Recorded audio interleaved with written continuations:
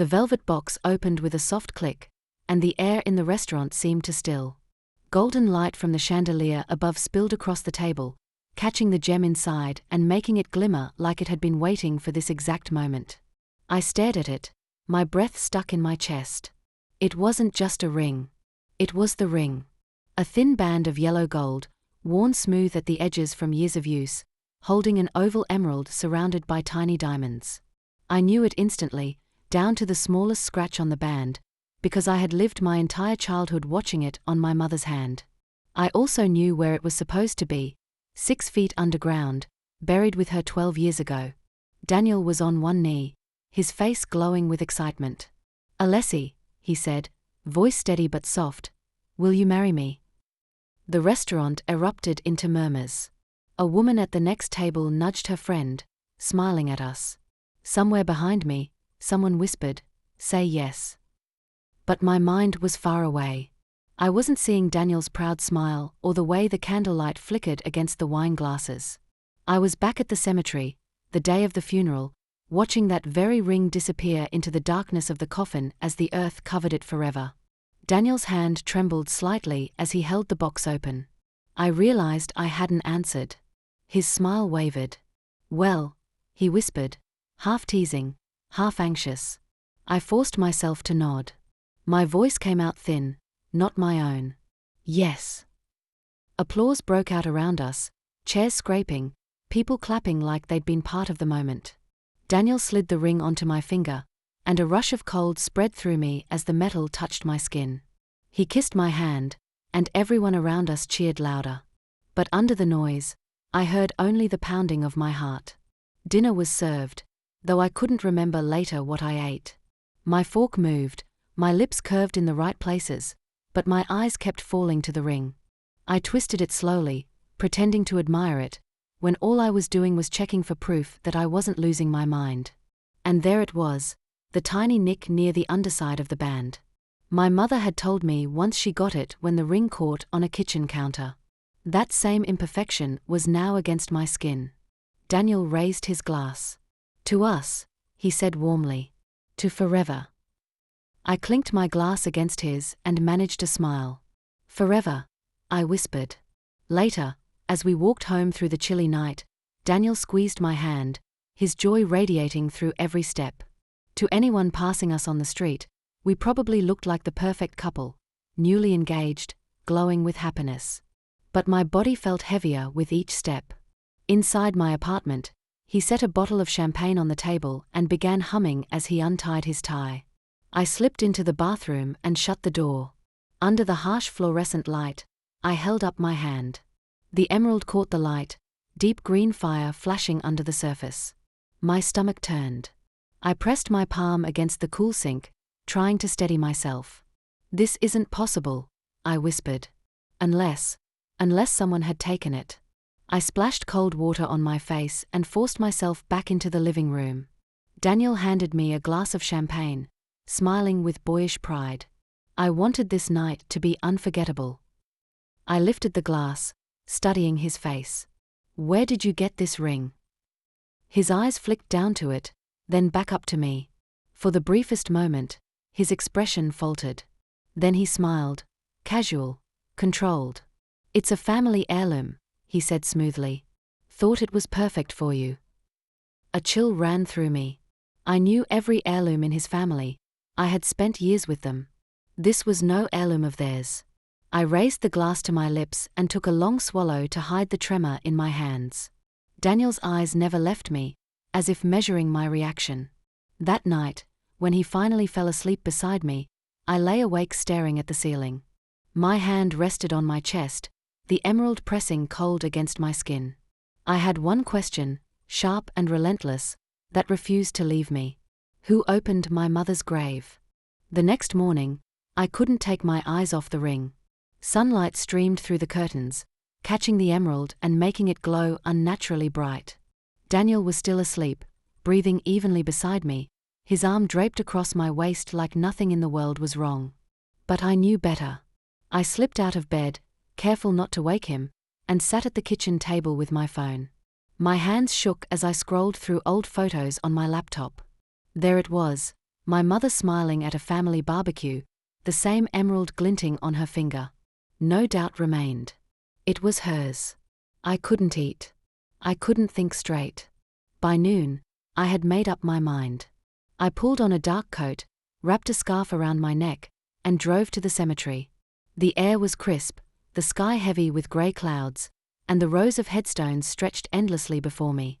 When I reached my mother's grave, a chill ran down my spine. The soil looked disturbed. Not freshly dug, but uneven, like someone had tampered with it and tried to cover their tracks. My knees buckled slightly as I crouched, brushing away leaves. The earth was looser than it should have been after more than a decade. "Can I help you?" I spun around. The groundskeeper stood a few feet away, his rake resting against his shoulder. His lined face was unreadable, but his eyes narrowed on me. "This grave," I stammered, pointing to the headstone. Has anyone done work here recently?" He frowned. "Not that I know of. But last winter, some kids vandalized a few sites. We had to fill in places that looked disturbed." He shrugged. "Happens more often than you'd think." I nodded quickly, though my stomach twisted. Kids didn't dig 6 feet down. Someone else had. Back at my apartment, I confronted Daniel. He was in the kitchen, scrolling through his phone, smiling as if nothing had changed. "Daniel," I said, my voice low, "tell me the truth. Where did you get the ring?" He looked up slowly, blinking. "I told you. It's from my family. Why are you asking again?" "Because it belonged to my mother." The words came out sharper than I intended. Silence stretched between us. For a fraction of a second, something flickered across his face. Guilt? Fear? Then it was gone. He forced a laugh. "Alessi, that's impossible. You must be mistaken." But I wasn't. And if he was lying, it meant he knew exactly how that ring had resurfaced. The question pressed heavier now, darker. If Daniel wasn't the one who dug up my mother's grave, then who helped him? I couldn't shake the look on Daniel's face when I said the ring belonged to my mother. He had laughed it off, but his eyes had betrayed him for that one fleeting second. That was enough to plant doubt so deep it consumed me. 2 nights later, when Daniel went out to meet a friend, I found myself pacing the apartment. My gaze kept drifting toward his desk. A part of me whispered to leave it alone, but another part, the louder one, said the truth was hiding in there. I opened the drawer. Receipts, loose change, an old watch. I shifted the papers aside and froze. Beneath them was a small folded envelope from a local jeweler. My pulse quickened as I slipped it out. The receipt inside was dated 3 months ago. Emerald ring, restoration, cleaning, resizing. My hands shook as I read it again and again. The description matched perfectly. The ring on my finger hadn't just reappeared. It had been handled, restored, made ready for him to present. I snapped a photo of the receipt with my phone and tucked it back before Daniel returned. My chest felt tight as I sat on the couch, pretending to read a book. Later that week, I visited my Aunt Emma. She had been close to my mother, the keeper of family stories no one else wanted to carry. As we sat in her warm kitchen, the smell of tea filling the air, I slid my hand across the table, showing her the ring. Her face drained of color instantly. She reached out, fingertips trembling. "Alessi, that's your mother's."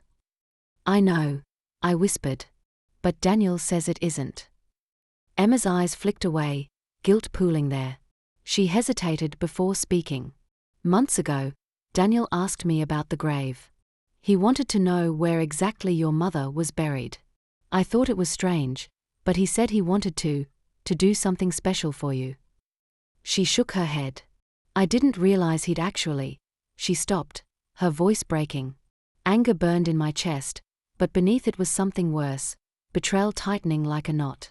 Daniel hadn't acted alone. He had planned this, asked questions, pulled others into his lie. When I got home, I sat on the edge of my bed, staring at the ring until the room blurred. The truth was undeniable. He had gone to the grave, or sent someone, and taken it. But one question kept circling, sharper than the rest. If Daniel had planned this, who else had helped him? The answer came sooner than I expected. One evening, while Daniel showered, his phone buzzed on the counter. Normally, I wouldn't have touched it, but after everything I'd seen, trust was already gone. The message on the screen stopped my breath. James, she's asking questions. Did you hide the receipt? My own brother. The walls seemed to close in. I scrolled quickly, my pulse racing. Their conversation stretched back months. Daniel had promised him money for helping with the site. James had complained about how heavy the soil was, how they had to go at night to avoid being seen. My stomach lurched. I felt like I'd been punched. The betrayal wasn't just from the man I was supposed to marry. It was from my own blood. When Daniel came out, towel around his waist, I held the phone in front of him. Care to explain? His face paled. For the first time, he didn't try to laugh it off. Alessi, listen, he began, stepping forward. I did it for you. I wanted you to have a part of her, always with you. I thought it would make you feel closer to her. I backed away, shaking my head. You desecrated her grave. And you dragged James into it. You didn't honor her, you stole from her. He reached for me, but I shoved past him, my chest tight with fury. We are done, I said, my voice steady even as my hands trembled. You don't get to decide what piece of my mother I should carry. The next morning, I met James face to face. He tried excuses. Daniel had convinced him. He needed the money. He thought it would mean something to me. But I cut him off. You chose to betray me, I said coldly. Don't ever come to me again. I returned the ring to the jeweler, sliding it across the counter with shaking hands. Keep it, I told him. It doesn't belong to me anymore. Walking out of that shop felt like shedding a weight. For the first time in weeks, my lungs filled with air that wasn't heavy. I wasn't broken. I wasn't powerless. I was free. But 2 days later, an envelope arrived in my mailbox. No return address. Inside was a receipt from the same jeweler, this time for 2 emerald rings restored on the same date. I stared at the paper, a chill running through me. If one ring had been returned to me, where was the other?